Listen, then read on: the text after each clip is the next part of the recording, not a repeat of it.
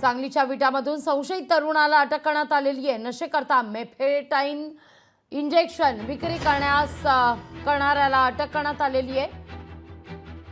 या तरुणाकडून 35 सीलबंद बाटल्यांसह 57,000चा मुद्देमाल जप्त करण्यात आलाय। विटा शहरातून पोलिसांनी या तरुणाला ताब्यात घेतले।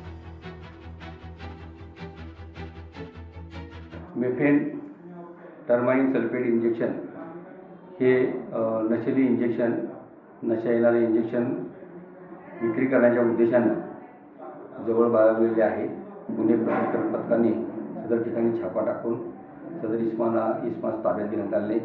सदर इसमाचं नाव आहे ओंकार धनराज पवार, विवेकानंद नगर विटा। यास ताब्यात घेऊन त्याच्याकडे नशा येणारे इंजेक्शन 35 नग मिळून आलेले आहेत। त्याबाबत विटा पोलीस ठाणे येथे गुन्हा नोंद करण्यात आलेला आहे। सदर इसमाला अटक करण्यात आलेली आहे। लोकशाही मराठी ऐका, पहा, जागरूक रहा।